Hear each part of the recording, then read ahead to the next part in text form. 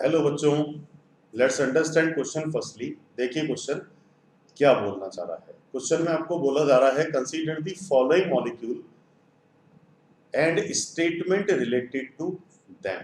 तो A molecule आपका है जिसको हम बोलते हैं ऑर्थो सैलिसाइलिक एसिड, और बी मॉलिक्यूल है पैरा सैलिसाइलिक एसिड। तो कंपाउंड दोनों सेम है, बट एक जगह हम बात करेंगे ऑर्थो पोजीशन का और एक फैक्टर में हम बात करेंगे इसके पैरा पोजीशन का। दैट मीन इसकी ऑर्थो और पैरा में पोजीशन के डिफरेंस से क्या क्या कैरेक्टरिस्टिक प्रॉपर्टी डिफर कर जाना चाहिए।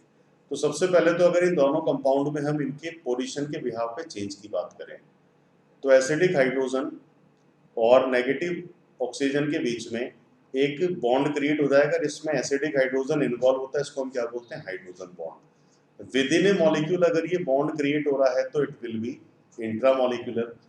बट अगर हम पैरा पोजीशन पे जाएंगे तो इंट्रामोलिकुलर अट्रैक्शन नहीं होगा। हाइड्रोजन बॉन्ड ये भी पॉसिबली बना सकता है क्योंकि दोनों जगह एसिडिक हाइड्रोजन है, बट ये किस तरह के बॉन्ड को क्रिएट करेगा? इंटरमोलिकुलर। तो हाइड्रोजन बॉन्ड में दो ही फैक्टर्स होते हैं within a molecule, that will be named as intramolecular, and in between more than one molecule that will be intermolecular.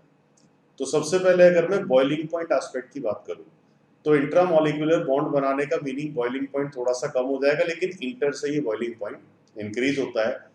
अगर सॉल्युबिलिटी इन वाटर की हम बात कर रहे हैं तो वाटर सॉल्युबिलिटी भी डिक्रीज करेगा और इंटर में सॉल्युबिलिटी भी क्या होता है? इंक्रीज होता है। तो अब अगर हम एबीसी तीनों स्टेटमेंट की बात करें तो B is more likely to be crystalline than A. B crystalline structure create करेगा ए के कंपेयर में। ये अपने आप में फैक्टर सही नहीं है क्योंकि क्रिस्टलाइन का तो बॉइलिंग पॉइंट थोड़ा सा ज्यादा होना चाहिए, बट यहाँ तो इंट्रामोलिकुलर है। सेकेंड स्टेटमेंट दिया हुआ है आपको B is higher boiling point than A. तो बी में इंटर है तो बॉइलिंग पॉइंट इसका हायर साइड पे जाना चाहिए। अब देखें कि यहाँ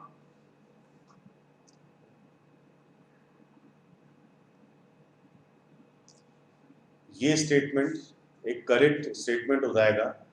तीसरा स्टेटमेंट है B dissolve more readily than A in water.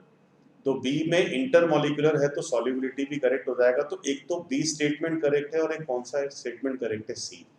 तो इन चारों ऑप्शन में से अगर हमें करेक्ट वन पिक करना है तो B and C are true. That means कि किस राइट चॉइस के अकॉर्डिंग हम चल सकते हैं? ऑप्शन नंबर थर्ड के। तो I hope you all understood this question. All the best.